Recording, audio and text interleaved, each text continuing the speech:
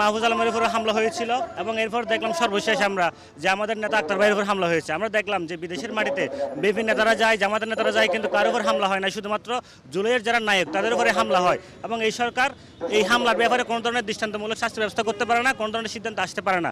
আমরা বলতে চাই এই সরকারের যদি এই ধরনের ক্ষমতা না থাকে তারা দ্রুত সময় হামলা তো দেশের বাইরে হয়েছে, সেক্ষেত্রে আমরা তো এই সরকারের সাথে সবচেয়ে বড় যেটা আমাদের আশা ছিল যে এই সরকার হচ্ছে যে তার একটা পশ্চিমা একটা লিয়াজু আছে, তার সাথে তার একটা ক্ষমতা আছে, প্রভাব আছে সেখানে, তারপরে সে এটা ইন্টারপোলের সাথে যোগাযোগ করে আওয়ামী লীগকে বাংলাদেশে ফেরত আনতে পারে না কেন? কুসুম নীতির কারণে আমাদের উপর হামলা হয় আওয়ামী প্রেতাত্মা দ্বারা। তাদেরকে যদি আমরা বিচারের কাঠগড়ায় দাঁড় করাতে পারতাম, তাদেরকে যদি আমরা আইনের আওতায় নিয়ে আসতে পারতাম, তাহলে তারা কখনো আমাদের রক্ত চক্ষু দেখাতে পারতো না। কিন্তু আমরা দমিয়ে যাওয়ার পাত্র নই। যতই আমাদের দিকে আঘাত আসুক, আমরা সেই আঘাতে ইনকিলাব লিখে দেব ইনশাআল্লাহ। আমরা এই বাংলাদেশের মাটিতে আর কখনো আওয়ামী ফেসিবাদকে বাতাচারা দিয়ে উঠতে দিতে পারি না এবং উঠতে দিব না। আমরা এই জুলাই আন্দোলন থেকে উঠে আসার নেতৃত্ব আমরা কখনো দমে যাওয়ার নয়।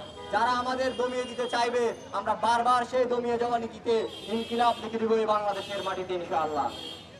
গতকালকে যে হামলা আমাদের আক্তার ভাইয়ের উপর করা হয়েছে, যে স্লাট শেমিং গুলো, যে শব্দগুলো ব্যবহার করেছে যারা উপর, আমরা তার তীব্র নিন্দা জানাই।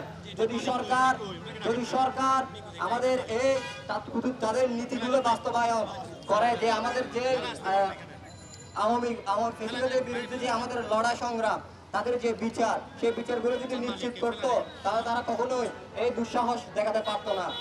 আর বাংলাদেশের আরেকটি দল আছে যিনি বাংলাদেশে হচ্ছে ভারতীয় নীতিতে বিশ্বাস করে বর্তমানে। তারা চায় ভারত নাকি বাংলাদেশের উপর প্রভাব রাখতে পারবে। যারা এই ধরনের নীতিতে বিশ্বাস করে তাদের বাংলাদেশের রাজনীতি করার কোনো সুযোগ আছে বলে আমি মনে করি না।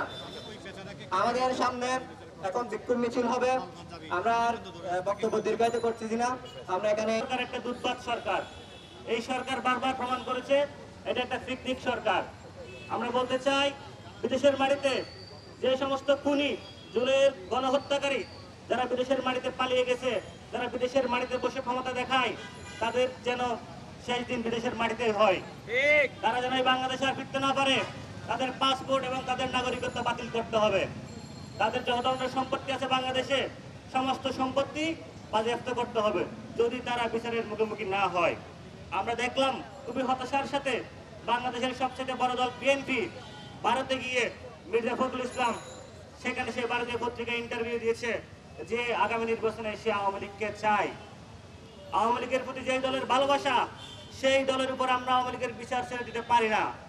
আমরা স্পষ্ট করে বলতে চাই আওয়ামী লীগের বিচার এই ইউনূস সরকারের অধীনে হইতে হবে এবং বিচার হবে, সংস্কার হবে, এরপরে হচ্ছে নির্বাচন হবে।